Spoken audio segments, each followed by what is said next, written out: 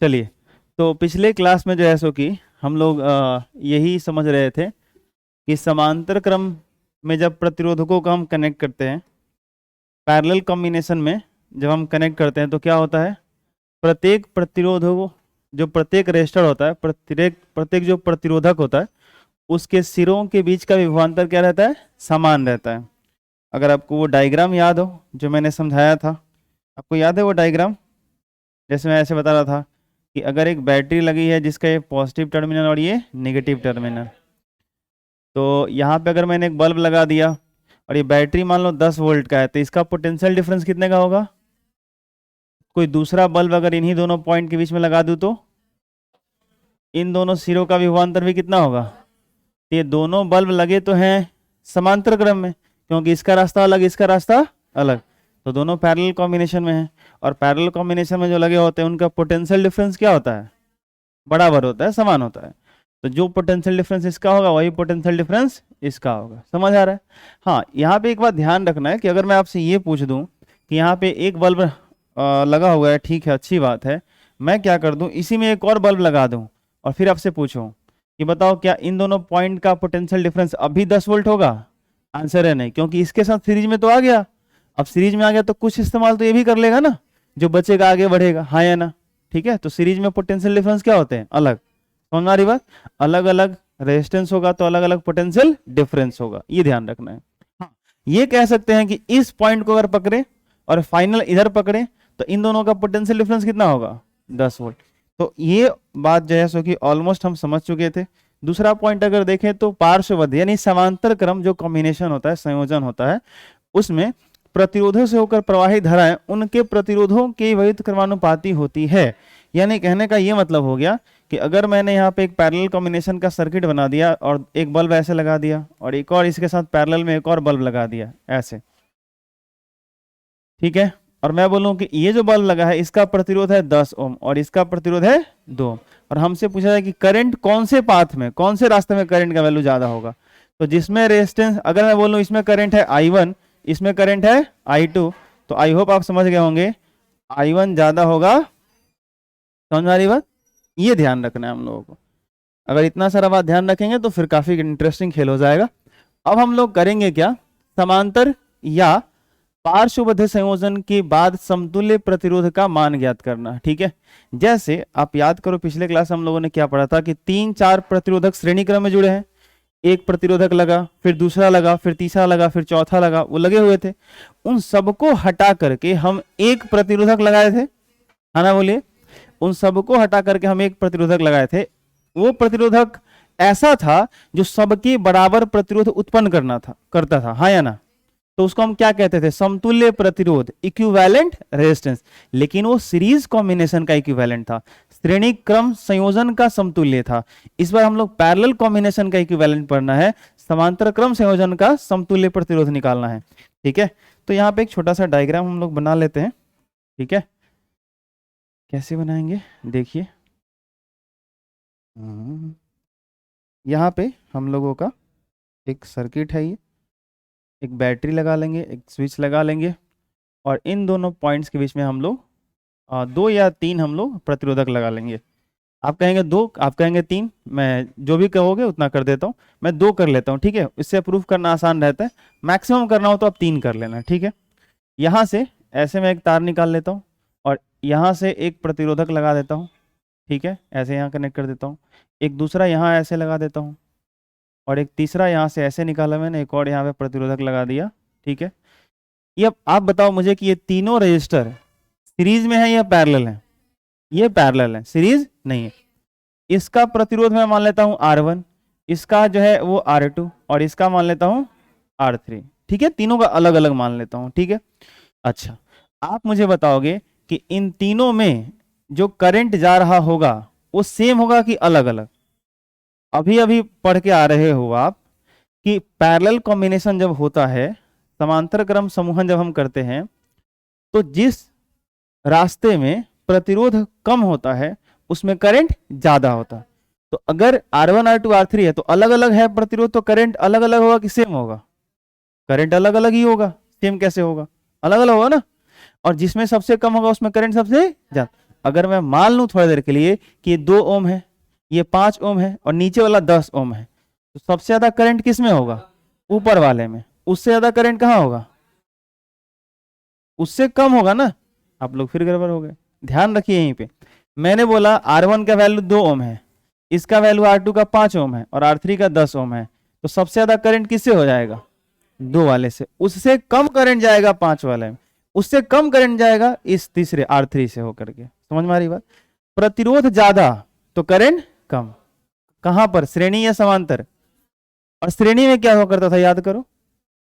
अगर इन्हीं तीनों को, अब सोचो यही तीनों प्रतिरोधक हैं, अगर मैं बोलूं कि इसका जो 2 ओम है ये 5 ओम का है, ये 10 ओम का, लेकिन तीनों श्रेणी में है, और मैं बोलूं कि 2 एम्पियर करंट जा रहा है इस प्रतिरोधक से, बताओ इससे कितना जा रहा है? इससे भी 2 एम्पियर, इससे भी 2 एम्पियर। श्रेणी क्रम में सबसे क्या था? सेम था करंट। समझ आई बात? तो श्रेणी क्रम में सबसे सभी प्रतिरोधकों से गुजरने वाला जो करंट रहता है वो क्या रहता है? समझ आ रही बात? और यहाँ क्या होता है कि प्रतिरोधक अलग अलग हुआ तो वो अलग अलग हो जाएगा, और जहां कम रहेगा वहां करंट क्या रहेगा? ज्यादा। बस ये बात आपको दिमाग में रखने हैं। चलिए, तो एग्जैक्टली यहां पर तो मैं वैल्यू देकर के आपको समझा रहा हूं, मैंने 2 5 10 करके वैल्यू, लेकिन आप समझो कि अलग अलग है, तो अलग अलग है तो करंट भी तो अलग अलग ही होगा। तो मैं मान लेता हूं कि इस तार से जो करंट जा रहा है, इस तार से उस तार में करंट है I1 पहले वाले तार में, जो दूसरे वाले तार में करंट जा रहा है वो करंट है I2, और जो तीसरे वाले तार में करंट जा रहा है इसको मैं मान लेता हूं I3। कोई दिक्कत? बोलिए। अच्छा एक बात बताइए, यहाँ पे करंट तभी जाएगा ना जब बैटरी वगैरह हम लोग लगाएंगे। सेल लगा लेते हैं यहाँ पे, बैटरी की सबसे छोटी इकाई को सेल कहते हैं। ठीक है, ये रहा सेल। यहाँ पे एक स्विच लगा लेते हैं, इसको ऑन कर लेते हैं। स्विच यहाँ पे ऑन हो गया है। करंट का डायरेक्शन किधर से किधर दिखाते हैं? अच्छा आप मुझे बताइए कि यहां से जो करंट निकलेगा, ध्यान सुनिएगा, यहां से जो करंट निकलेगा, अगर मैं बोलूं कि बैटरी से जो मुख्य धारा है, इसको मुख्य धारा कहेंगे, क्या कहेंगे? ये जो आई में दिखा रहा हूं बेसिकली, इसको हम लोग कहेंगे मुख्य धारा, मेन करंट, मुख्य धारा, मेन करंट, ऐसे। ठीक है, या प्रिंसिपल करंट भी कह सकते हो आप। यहां से जो करंट जा रहा है वो आई जा रहा है। आप मुझे बताइए ये आई ही ना जो है, जो 3 हिस्सों में बट रहा है, सोच के देखो। जैसे अगर आप ऐसे फील करो, ये एक पानी का पाइप है, ठीक। आप मुझे बताइए अब ये पाइप गया मोटा वाला और 3 रास्तों में अलग अलग बट गया। मैं कह रहा हूं कि इस रास्ते में खड़े हो जाओ और इस दरवाजे पे खड़ा होकर देखो कि 1 सेकंड में कितना चार्ज पास हो रहा है। तो मान लो आपने मेजर किया कि 10 कूलम पास हो रहा है, यानी 10 कूलम प्रति सेकंड, यानी 10 एम्पियर का करंट है। कहने का मतलब ये है, अब ये जो 10 एम्पियर का करंट है इसके पास 3 रास्ते हैं ऐसे जाने के लिए, तो कुछ करंट इधर से चला जाएगा, कुछ करंट इधर से, कुछ करंट इधर से। हाँ ये है कि जिस रास्ते में प्रतिरोध कम होगा उसमें ज्यादा करंट जाएगा, सिंपल बात है, हाँ ना बोलिए। ठीक है, लेकिन आप मुझे बताओ कि ये 10 एम्पियर का जो करंट होगा वही बटेगा ना। आपको मैं कर दूं क्या कि यहां से यहां तक ये जो तार जा रहा है, इसमें मैं क्या कर दूं कि बीच में मैं कहीं खड़ा करा दूं आपको, और आपको मतलब आपसे पूछूं एक सवाल कि बताओ इस तार से कितना करंट पास हो रहा है, 1 सेकंड में कितना चार्ज पास हो रहा है? क्या 10 कूलम आप बोल सकते हो? नहीं बोल सकते हो, क्योंकि इस चार्ज में से 1 सेकंड में अगर यहां से 10 कूलम जा रहा है तो तीनों रास्ते से जा रहा है ना। अरे हाँ ना बोलिए, तो बटेगा। तो कुछ करंट इसमें, कुछ करंट इसमें, कुछ करंट इसमें। फाइनली एक चीज बताओ मेरे को, जब ये तीनों करंट वापस आके एक ही पाइप में एक ही साथ मिलेंगे, तो आप मुझे बताओ कि यहां करंट कितना मिलेगा? 10 एम्पियर। सही बात है, मिलेगा नहीं मिलेगा?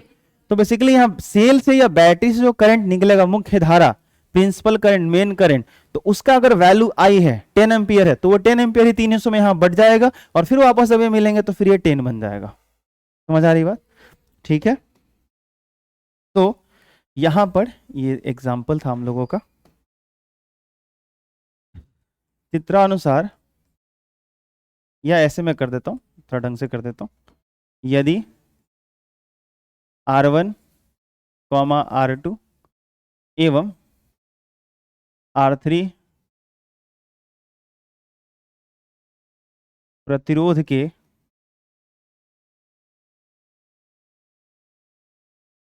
तीन प्रतिरोधक, तीन प्रतिरोधक यानी 3 रजिस्टर कौन से क्रम में बताइए? समांतर क्रम में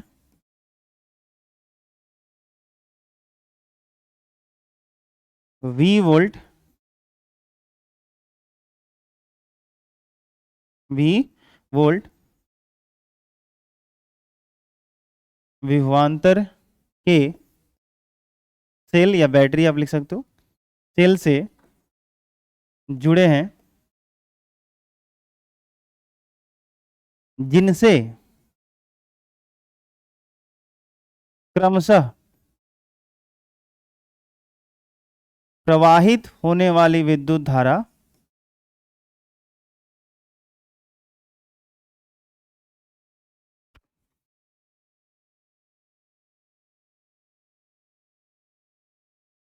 प्रवाहित होने वाली विद्युत धारा कितनी है बताइए। क्रमशः मैं लगा चुका हूं, तो R1 से कितना करंट जा रहा है I1, R2 से कितना जा रहा है I2 और R3 से I3।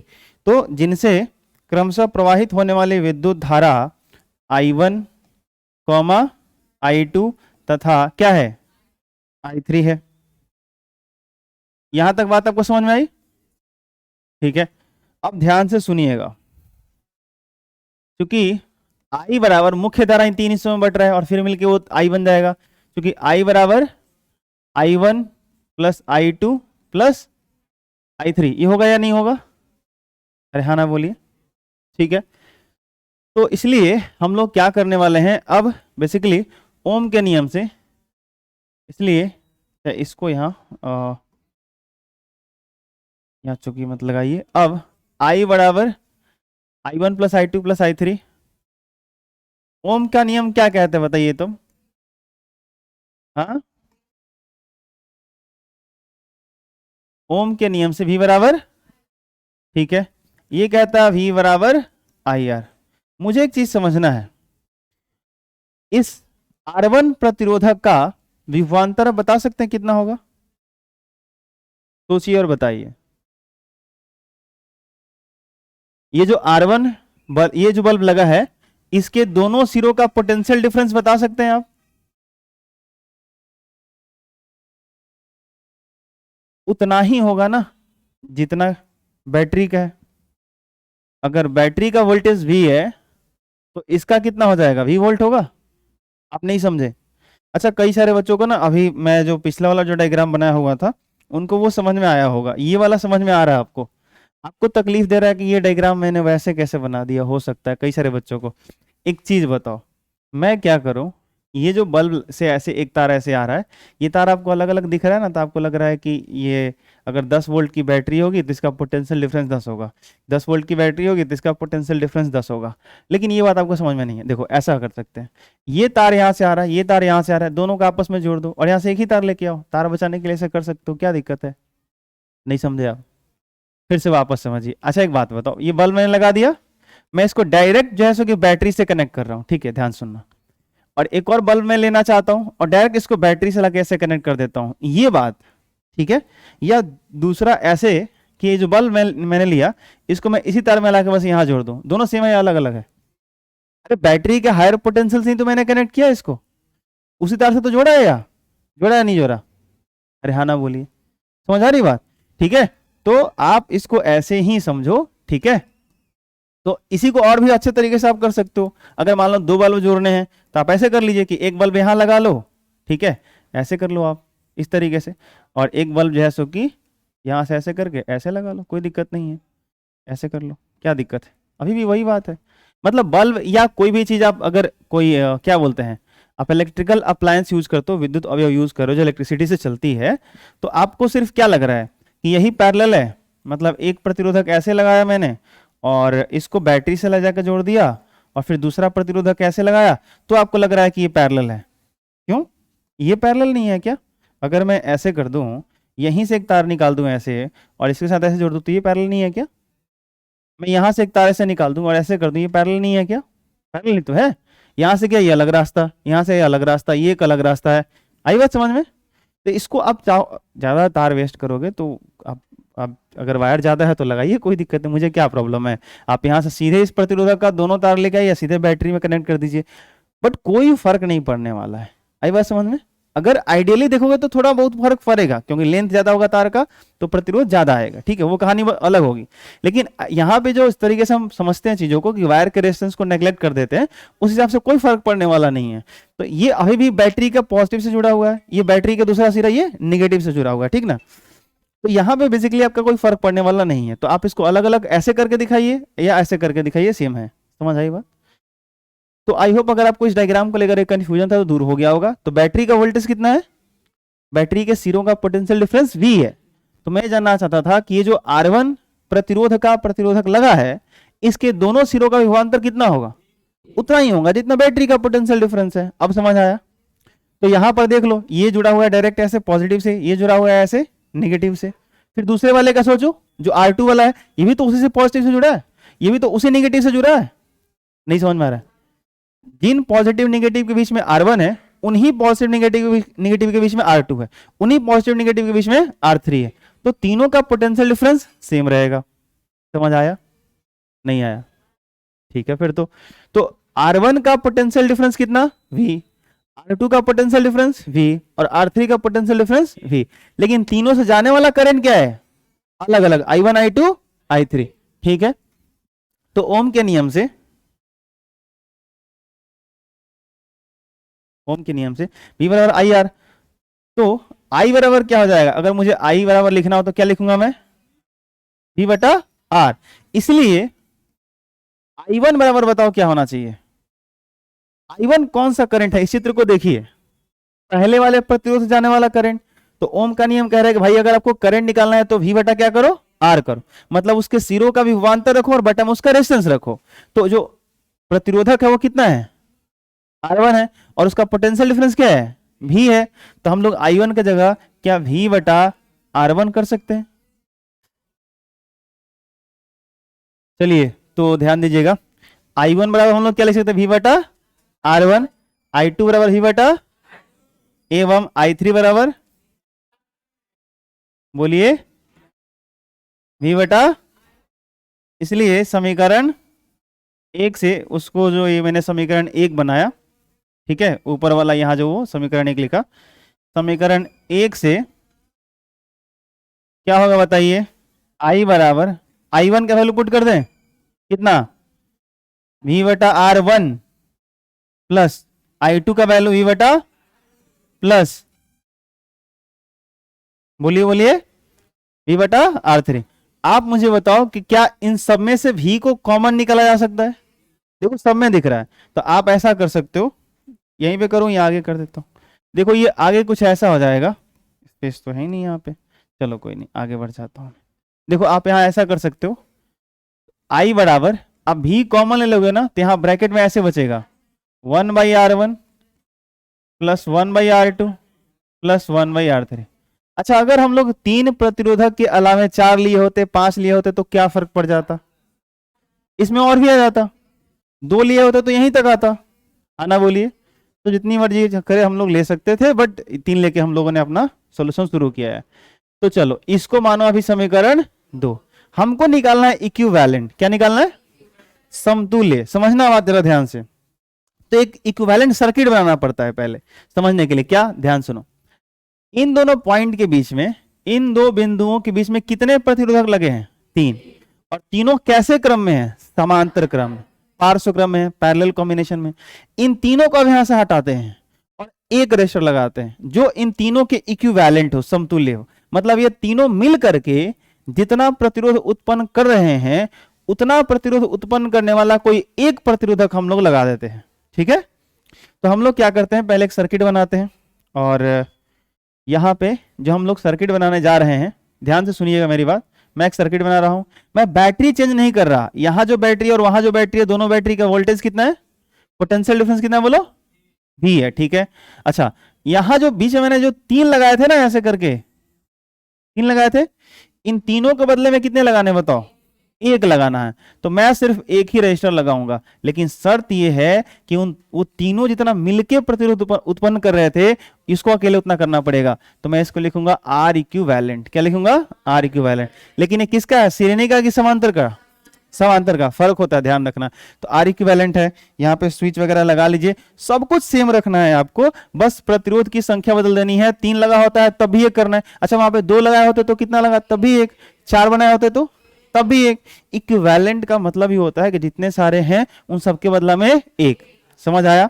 ठीक है, तो ये R इक्विवेलेंट। अच्छा, एक चीज बताइए, हमने संख्या कम किया है, ठीक है, हमने 3 प्रतिरोधक को हटा के एक लगाया है, लेकिन हमने कंडीशन तो वही रखा है कि जितना वो तीनों मिलकर के प्रतिरोध उत्पन्न कर रहे थे ये अकेले करेगा। तो क्या इन दोनों पॉइंट के बीच का जो प्रतिरोध है वो बदला है? पोजीशन बदला है? नहीं बदला। क्या हमने रेजिस्टेंस चेंज किया? नहीं। क्या बैटरी चेंज किया? नहीं। तो आप मुझे बताओ यहां से जो करंट जो जा रहा था वो आई ही होगा या कुछ अलग होगा? आई होगा, तो करंट भी चेंज नहीं करेगा। तो मुख्य धारा क्या रहेगा? आई। आई बात समझ में? इसको हम लोग कहेंगे समतुल्य परिपथ। क्या बोलने वाले हैं? ये समतुल्य परिपथ है हमारा, इक्विवेलेंट सर्किट है। ठीक है, तो मैं यहां लिख देता हूं कि समतुल्य परिपथ में ओम के नियम से, इसमें ओम का नियम लगाइए आप। क्या होता है ओम का नियम बताओ? Very good. V बराबर, तो बैटरी का पोटेंशियल डिफरेंस भी है, करंट इसमें कितना है? आई सर्किट में, और प्रतिरोधक तो एक ही लगा है, उसका प्रतिरोध कितना है? R equivalent. इसको मान लो समीकरण 3। आप मुझे बताओ 2 और 3 के साथ कुछ कॉमन दिख रहा है? क्या दिख रहा है? नहीं दिख रहा है। यहाँ पे आई है ना, तो आई निकालना चाहिए हम लोग को। पहले आर इक्विवेलेंट को इधर डिवाइड में भेज देते हैं हम लोग, इसको इक्वेशन 3 नहीं बनाते, थोड़ा सा इसको ठीक कर लेते हैं। ये जो V बराबर आई इंटू आर इक्विवेलेंट लिखा था हमने, V बटा आर इक्विवेलेंट कर लेते हैं, और यहाँ पे क्या आ जाएगा? आई। इसको मान लेते हैं समीकरण 3। अब हमारा काम बन जाएगा, यहाँ आई बराबर इतना, आई बराबर इतना, तो ये भी आई का वैल्यू है, ये भी आई का वैल्यू है, तो ये वाला और ये वाला आपस में बराबर हो जाएंगे। ये ऐसे सोचो कि आई बराबर इतना आ गया, तो इसको उठा के यहाँ रख सकते हो, तो V बटा आर इक्विवेलेंट बराबर V इंटू इतना हो जाएगा? नहीं होगा। तो हम लोग कर सकते हैं कि अब समीकरण कौन कौन सा? हाँ, 2 और इन तीनों का, दोनों का यूज करेंगे। 2 और 3 से मैं लिखूंगा V बटा आर इक्विवेलेंट। क्या लिखूंगा? V बटा बराबर कितना? V into 1 by R1 plus 1 by R2 plus 1 by, कोई दिक्कत है? चलिए, कुछ कटेगा बताइए। ये देखो, V से V तो क्या आएगा? 1 by R equivalent 1 by R1 plus 1 by R2 plus 1 by, चलेगा? ये हम लोगों का हो गया होगा समतुल्य प्रतिरोध, equivalent resistance for parallel combination. समांतर क्रम में जितने सारे जुड़े रहेंगे उन सबके लिए समतुल्य प्रतिरोध कितना होगा वो इस फॉर्मूला से हम लोग निकालेंगे। चलो एक छोटा सा एग्जांपल कर लेते हैं। ठीक है, जैसे आपसे सवाल पूछा जाए कि देखो एक प्रतिरोधक हमने लगाया है 2 ओम का, एक दूसरा लगा दिया हमने 4 ओम का, और एक तीसरा हमने लगा दिया वो भी हमारा 4 ओम का है। ये 3 प्रतिरोधक लगे हैं। ये तीनों श्रेणी है कि समांतर है? बोला जाए जोर से, ये तीनों कैसे हैं? अगर हमसे सवाल ये किया जाए कि इन तीनों को हटा करके, इन 2 पॉइंट के बीच में तीनों को हटा करके एक रेजिस्टर हमको लगाना, सिर्फ एक, तो उसका प्रतिरोध क्या होना चाहिए? तो देखिए आपके दिमाग में आ रहा है ना, 4 4 8 2 10। गलत आंसर है, बिल्कुल नहीं। अरे बाबा रे बाबा, 5वीं आंसर नहीं होगा, यही सब तो गड़बड़ है। समझिए बात, वो श्रेणी क्रम का जब इक्विवेलेंट हमने निकाला था तो उसका फॉर्मूला आया था R1 plus R2 plus R3 plus dot dot ऐसे आया था। ये पैरेलल कॉम्बिनेशन है, तो यहां निकालने के लिए ये फॉर्मूला लगाना है। तो देखो क्या करेंगे, 1 बाई आर इक्विवेलेंट, रुक जा बालक, 1 by R equivalent is equal, क्या करेंगे, 1 बाई R1, ध्यान से सुनिएगा, 1 बाई R1, तो किसी एक को R1 मान लीजिए, किसी दूसरे को R2 मान लीजिए, किसी तीसरे को R3 मान लीजिए। तो R1 का वैल्यू कितना? 2 प्लस 1 बाई R2, तो उसको 4 है आपका दूसरा वाला, तीसरा भी 4 ही है। अब इसको सॉल्व करिए ठीक से, तो 1 बाई आर इक्विवेलेंट 4 4 2 का लघुत्तम कितना आएगा बताइए? 4। ये बताइए, 2 दूना 4, 2 आ जाएगा, ये रहेगा 1, ये रहेगा 1। चलिए 1 बाई आर इक्विवेलेंट 2 1 3 1 4, 4 बटा कट जाएगा, कितना आएगा? अभी भी ये आंसर नहीं है, अभी भी ये गड़बड़ है, आप हड़बड़ाइए मत। ठीक है, आंसर एक ही आएगा, परंतु ऐसे नहीं बोलेंगे। ये 1 बाई आर इक्विवेलेंट है, अभी हमको चाहिए आर इक्विवेलेंट, इसको उल्टा करना है, ये ऊपर जाएगा। तो दरअसल होता क्या है कि एक का बटा में तो एक ही रहता है, तो इधर उल्टा करिएगा तो इधर उल्टा करिएगा, तो यहाँ आर इक्विवेलेंट ऊपर जाएगा और 1/1 का उल्टा फिर 1/, रिवर्स 1/1 ही रहेगा, तो 1 ही होगा, तो कोई दिक्कत नहीं है। लेकिन अगर यहाँ पे ऐसा आंसर आया होता कि 1/2 अगर यहाँ आया होता रिजल्ट कहीं मान लो कैलकुलेशन में, तो यहाँ 2/1 हो जाता, तो बदल जाता। आई बात समझ में? तो ध्यान ना करिए, हड़बड़ा के मत बोलिए। तो अभी यहाँ पे आपका जो आर इक्विवेलेंट आएगा ये ऊपर चला जाएगा, अब 1 को रिवर्स करेंगे, रेसिप्रोकल व्युत्क्रम करेंगे, तब भी कितना आएगा। इसका मतलब है कि इन तीनों को हटाइए और इन 2 पॉइंट के बीच में 1 ओम का सिर्फ प्रतिरोधक लगा दीजिएगा, तो अकेले उतना प्रतिरोध उत्पन्न कर देगा जितने वो तीनों मिलके कर रहे हैं। फिर आपको टेंशन हो रहा होगा, सर ई 4 का, ई 4 का, ई 2 का, ये गजब बात है, ये अकेले 1 का काफी है। अरे भाई कॉम्बिनेशन में तो देखो ये सीरीज नहीं है, ये पैरेलल है। कैसा ये पैरेलल है। तो पैरेलल के कॉन्सेप्ट थोड़े अलग होते हैं। समझ आ रही बात आपको? नहीं आ रहा समझ में? अच्छा एक बात मेरे को बताओगे, जैसे मैं मान लो मेरे को ना थोड़ा देर के लिए मान लो कि मैं पानी हूं थोड़ा देर के लिए, क्या बोलो? ठीक है, खेत में हम लोग पानी वानी पटाते हैं ना, तो नहीं, क्या मतलब गजब वाले, खेत में पानी नहीं, गेहूं खेत में नहीं पटाया, सिंचाई नहीं करी। भारत कृषि प्रधान देश है, आपको खेती करनी चाहिए भाई, हाँ या ना? तो आप मुझे बताओ कि जब हम लोग जैसे मान लो कि चाहे कोई नहीं, ऐसे सोचो जैसे आपने कोई बांध वांध चारों तरफ से बना दिया, बच्चों ने कोई गेम खेल रहे थे कुछ भी ऐसा, तो पानी डालते जाओ, तो वो कहां से तोड़ता है बताओ? या जहां सबसे कमजोर होगा, आपको समझने वाली बात है, सबसे जहां कमजोर होगा वो क्या करेगा, उसको तोड़ देगा। आप सोच के देखो मेरे साथ क्या है कि मैं ये इधर एक आदमी को धक्का दे रहा हूँ, ठीक है, सीरीज में, ध्यान रखना, सीरीज में क्या होता है, सारे रेजिस्टेंस को ज्यादा, सीरीज में ना रेजिस्टेंस बढ़ जाते हैं, इक्विवेलेंट रेजिस्टेंस का वैल्यू बढ़ जाता है। कैसे बढ़ जाता है? देखो मैं वोल्टेज, बैटरी का वोल्टेज मेरे को 2 मिला, उसी लाइन में 3 मिला, उसी लाइन में 5 मिला, तो जो करंट जा रहा है ना उसको इससे भी लड़ना है, इससे भी लड़ना है, इससे भी लड़ना है, सबसे लड़ना है। सोच के देखो, तार एक ही है ना, एक ही तार में सब जुड़े हैं, तो जो करंट जा रहा है उसको सबसे गुजरना है, सबसे लड़ना है। ये बात समझ में आ रहा है आपको?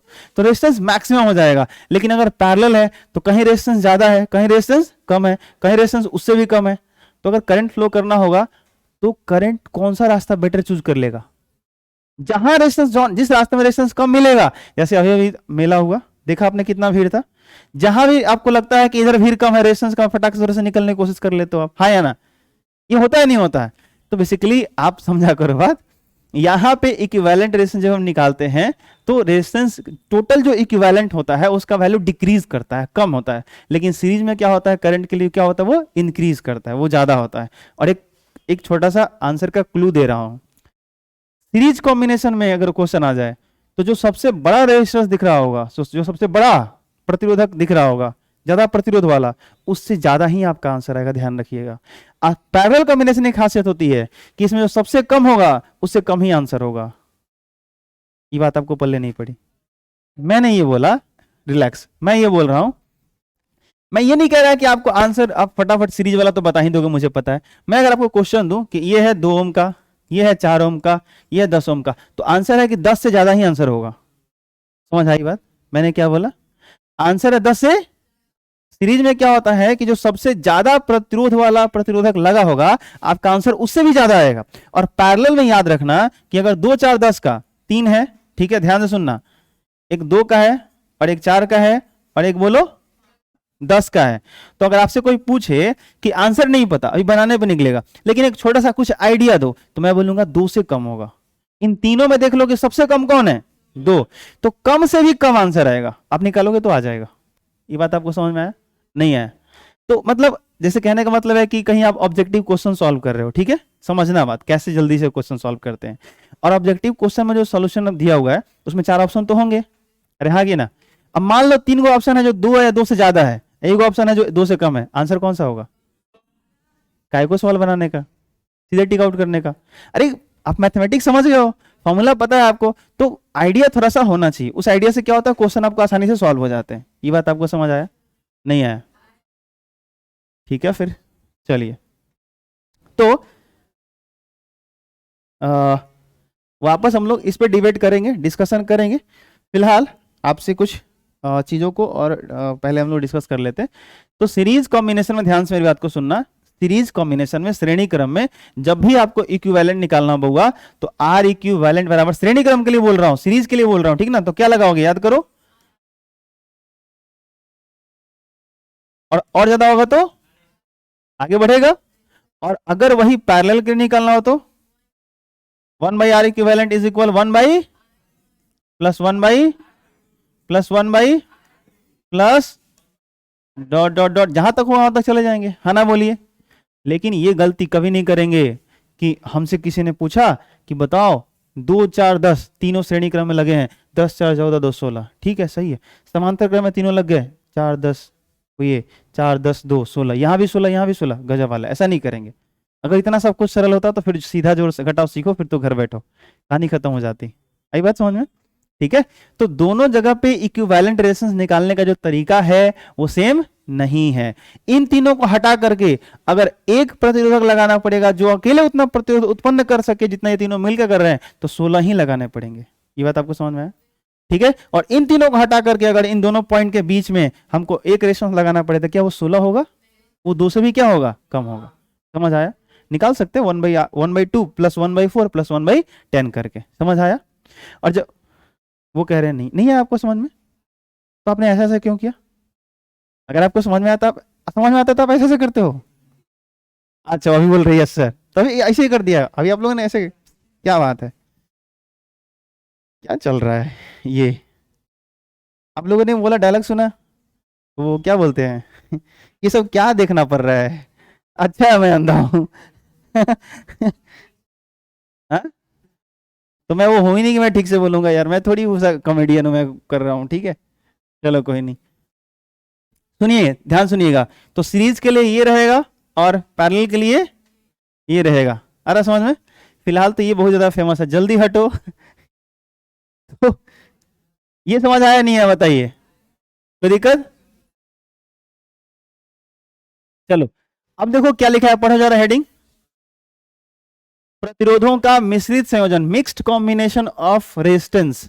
बेसिकली देखो, हमने सीरीज पढ़ा, हमने पैरेलल पढ़ा, अभी आजकल देखना ना हम लोगों के यहाँ शादी विवाह होता है ना, तो उसमें मिक्स वेज बनाया जाता है सब्जी में। हाँ, पहले आलू दम हुआ करता था, पनीर मटर पनीर हुआ करता था, अभी एक मिक्स आ रहा है, उसमें तुम्हारा बैगन तो गोभी तो आलू तो पालक तो मटर तो मतलब गाजर, मतलब जितने सारे खीरा ककड़ी तरबूज सब उसमें डाल करके वो सब्जी बना दिए जा रहे हैं, हाँ कि ना?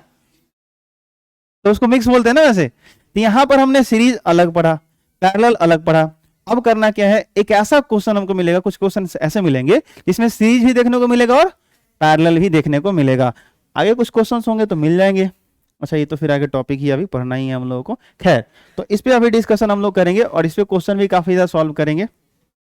ध्यान से सुनना। तो मिक्स्ड कॉम्बिनेशन में क्या देखने को मिलेगा, जैसे ध्यान सुनिएगा, यहां पे एक प्रतिरोधक रहा, ये हम लोगों का एक और प्रतिरोधक रहा, ये एक और रहा,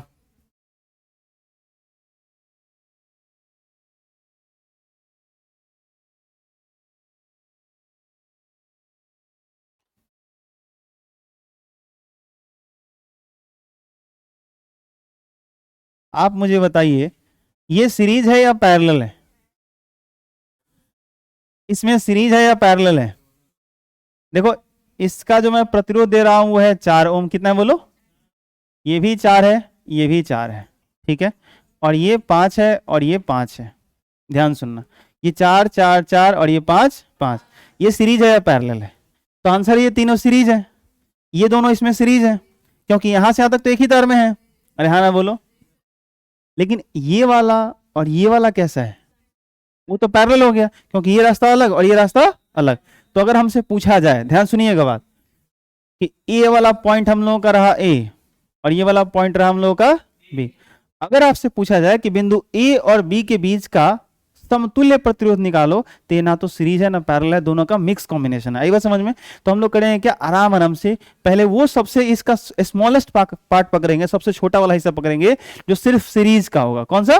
जो सिर्फ सीरीज का होगा। जैसे यहां से यहां तक पकड़ेंगे, हमसे पूछा गया ए और बी के बीच में, लेकिन फटाक से एक ही बार उस क्वेश्चन को नहीं सॉल्व कर देंगे कि हमारे पास कोई जादू का मंत्र है फटाक से चला दी, वैसा कुछ नहीं। देखो, ये वाला तार पकड़ो, यहां से चलो, एक ही तार पकड़ो पहले, इस तार में एक ही तार में तीनों, अगर तीनों कैसे है सीरीज में, तो सीरीज का इक्विवेलेंट तो निकालने आता है, तो 4 4 4 कितने होने चाहिए?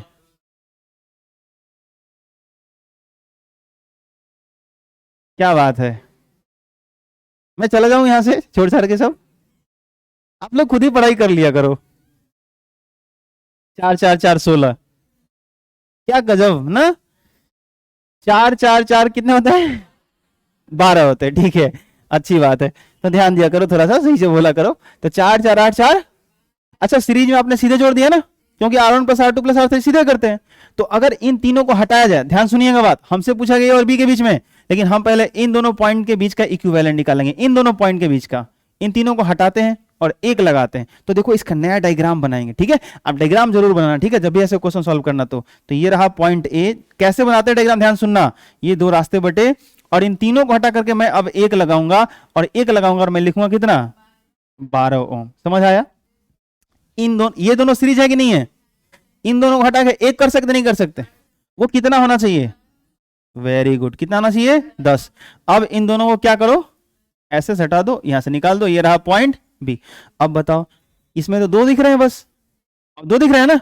ये सीरीज है कि पैरेलल है? ये तो पैरेलल हो गया ना। तो 1/R1 प्लस 1/R2। तो इन दोनों का इक्विवेलेंट, मतलब इन दोनों बिंदुओं के बीच में इन दोनों को हटा करके अगर एक लगाना हो, तो वो अगर एक लगाना है हम लोग को, तो उसके लिए क्या करना पड़ेगा? कोई आइडिया दो, बोलो बोलो बोलो। 1 बोलो R इक्विवेलेंट 1 प्लस 1 करना पड़ेगा। 1/R1 plus 1/R2। तो एक 10 था और एक 12 था, तो 1/10 प्लस 1/12। आंसर क्या होगा? 10 से कम ही होगा ना। चलो कैलकुलेट करते हैं, बताओ। 1/R इक्विवेलेंट 10 12 कैल्सियम बताओ। 60। यहाँ पे कितना आ जाएगा? 6। यहाँ पे कितना आ जाएगा? 5। गलत हो गया क्या? सही है। 6 5 11, 11/60। उल्टा करो, वेरी गुड। 60 जरा डिवाइड करो, 11 पचे 55, फिर कौन 55 कर रहा है? 11 पचे 55 दशमलव, फिर क्या बचेगा? 50। कितना आएगा? 11 चौक 44, मतलब 5.4। और भी आ सकता है कुछ, चलो कोई नहीं, ठीक है, 5 जो भी आएगा ले लेंगे। तो 5.45 जो भी करके आएगा उतना ओम करके हो जाएगा। तो हम लोग क्या कर सकते हैं, इसका अगला डायग्राम फिर बनाना है। इन दोनों को हटा करके अगर इन दोनों पॉइंट के बीच में हमको एक लगाना है, तो बताओ उसका प्रतिरोधक कितना होना चाहिए? हाँ, तो हम क्या करेंगे, डायग्राम ऐसे बनाएंगे। ये रहा पॉइंट ए और इन उन दोनों के बदले हटा देंगे पैरेलल वाले को और एक लगा देंगे। ये रहा पॉइंट बी और इसका प्रतिरोधक कितना आएगा? 5.4। समझ आया? तो फाइनली उस पॉइंट ए और बी के बीच में कितने प्रतिरोधक लगे थे शुरू में? ऊपर 3 नीचे 2, कितने? 5। और अब कितने दिख रहे हैं? 1। तो सबका इक्विवेलेंट जैसे भी थे, कुछ सीरीज था फिर पैरेलल भी था, सबका हम लोग कैलकुलेट करके कितना निकाल दिए? 5.4।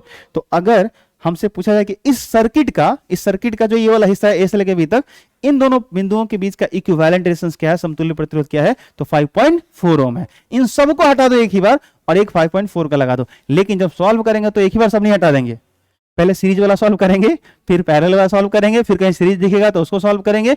Step by step question practice करते जाएंगे, हमको और कुछ सीखने को मिलेगा। आई बात समझ में? तो ऐसे बहुत सारे क्वेश्चन हम लोगों को इसमें मिलेंगे, ठीक ना। मैं ऐसे होमवर्क के तौर पर आपको कुछ दे भी सकता हूँ, जो आप खुद घर से आप बना करके ला सको।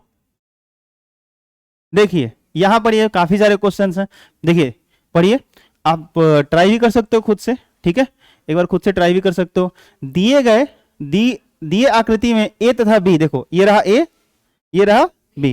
देखो फटाफट सॉल्व करते हैं, थोड़ा स्पीड में करेंगे, ठीक ना। बाकी बात आप गणित जो करना है वो घर पे आराम से करना, ठीक। देखो दिए आकृति में ए तथा बी के बीच समतुल्य प्रतिरोध प्रत्येक स्थिति में ज्ञात करिए। कितने क्वेश्चन की दिए गए इसमें? 3। कितने हैं? एक ये रहा डायग्राम, सही से देखना, एक दूसरा ये रहा और ये तीसरा, ये कनेक्टेड है, ए यहाँ है बी यहाँ, ये पूरा एक साथ है, ठीक है। चलो इसको बनाते हैं फटाफट। आप मुझे बताओगे 1 1 1 ये सीरीज है कि पैरेलल है? अरे बोलो यार, सीरीज है ना। तो इन तीनों के बदले मैं क्या कर सकता हूं? एक लगा सकता हूं। और वो कितने का होना चाहिए? आंसर है 3 ओम का होना चाहिए, हाँ या ना? जोर से बोलो। Very good. ये देखो 1 1 1 ये भी तो एक ही तार में है, तो ये तीनों तो कम से कम सीरीज में है। अच्छा ठीक है, तो यहां पे इधर कहीं पॉइंट ए था और यहां से ऐसे एक तार निकाल सकते हो और इन तीनों के बदले एक लगा सकते हो। और ये कितने का होगा? इधर पॉइंट कौन सा है? इधर ले जाकर जोड़ दो। इधर पॉइंट कौन सा है? बी। अब बताओ 3 3 कैसे क्रम में दिख रहे हैं? समांतर क्रम। निकलेगा कि नहीं निकलेगा? कैसे करोगे? 1/3 1/3, 3 3 कैल्सियम 3 होगा, ऊपर 1 + 1 आएगा, 2/3 आ जाएगा, उल्टा कर दोगे 3/2 आ जाएगा, 3/2 3/2, 3 का आधा कितना होता है? 1.5। यानी इन दोनों का हटा करके अगर एक लगाना होगा और सही से गणित कर लोगे तो कितना आंसर आना चाहिए? 1.5। आई बात समझ में? और भी शॉर्टकट तरीके में बताऊं, घबराओ मत, अभी है दिमाग में लेकिन मैं नहीं बता रहा हूं अभी, ठीक है? पहले आप ऐसे बनाना सीख जाओ, ये समझ में आना चाहिए। आ रहा नहीं आ रहा? चलो कोई नहीं, आगे बढ़ते हैं, इसको जरा सॉल्व करें। आप मुझे बताओ, ये रहा पॉइंट ए, ध्यान सुनना, ये रहा पॉइंट ए। आप मुझे बताओ, ये 6 और 6 ये दोनों श्रेणी है कि पैरेलल है? पॉइंट ए से तार निकला, इसी तार में दोनों हैं, तो 6 और 6 श्रेणी में है, तो यहां से एक तार निकाल लो। और ये देखो, तार टेढ़ा मेढ़ा करके जैसे बनाना है बनाओ, ठीक है? कई बार आपको ऐसे दे दिया तो आप कंफ्यूज कर जाएं, कई बार गोल घुमा देगा तार को, तो डरना नहीं है, वो तार है, ठीक ना? फ्लेक्सिबल होता है ना, मुड़ सकता है ना वो, बोलो समझ रहे हो ना? ठीक है, फिर तो इन दोनों को हटा करके ए और बी के बीच में मैं एक तार लगाता हूं, और ये कितने का लगाना चाहिए? बोलो बोलो, इधर पॉइंट बी कर लो, तो ये कितने का मैं कर दूं? अच्छा, ए और बी के बीच में सीधे को था ऐसे, ये तो यहीं पर रहेगा ना, और ये कितने का है? अब बताओ ये दोनों कैसे हैं, बताइए, सॉल्व होगा कि नहीं होगा? कैसे करेंगे? 1/6 प्लस 1/1/आर इक्विवेलेंट बराबर 1/6 प्लस 1/12 करेंगे, एलसीएम कर लेंगे, सॉल्व करके और फिर पलट देंगे उसको, आर इक्विवेलेंट निकलेगा। नहीं आ रहा समझ में? कोई दिक्कत? कितना आना चाहिए बोलिए तो? 1/6 प्लस 1/12, एलसीएम कितना जाएगा? 12, 6 दूना 12, 2, 12 कम 12, ये हो जाएगा 3/12, कट के कितना आएगा? 1/4। तो क्या 1/4 आंसर होगा? नहीं, इसको उल्टा करना पड़ेगा ना। बोलो दोनों बना कि नहीं बना? बना।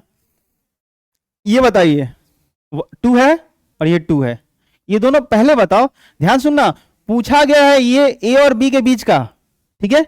हमको पहले ये दोनों कैसे दिख रहे हैं ये बताओ।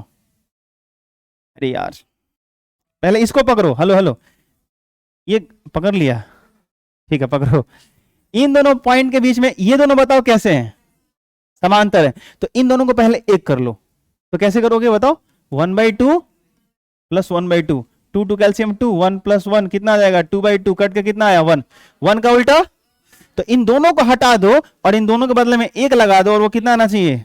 1 ओम। अरे हाँ ना बोल भाई, तो जैसा 2 ये था वैसा ही तो ये भी है, तो इसका भी निकालोगे तो कितना आएगा? 1 ही तो आएगा। और अब ये दोनों कैसे हो गए? ये तो सीरीज हो गए यार, और सीरीज में तो सीधे जोड़ते हैं ना, तो 1 1 जोड़ोगे तो कितना आएगा? तो एक रेजिस्टर चाहिए, तो ए और बी के बीच में सिर्फ 2 ओम का लगा दो, सारा खेल खत्म। एक लगा दो बस। नहीं आया समझ में? आया नहीं आया? ऐसे और भी हो सकते हैं क्वेश्चन, आपको आगे मिले नहीं खे काय हो, काय नहीं खे, ठीक है? मैं और भी आपको क्वेश्चन होमवर्क के लिए ऐड करवा दूंगा। बस आपसे मेरा एक छोटा सा सवाल रहेगा, अगर आप थोड़ा सा सोच पाए तो ये कल के होमवर्क के लिए सवाल रहेगा, आप खुद इसको ट्राई करके आइएगा, बना करके आइएगा, ठीक है? अगर आप बना के आएंगे तो कल आप सबके लिए मेरी तरफ से एक गिफ्ट रहेगा, जो बना करके आएगा उसके लिए एक उपहार मिलेगा। हाँ ठीक है, so thank you so much, मिलते हैं अगले क्लास में।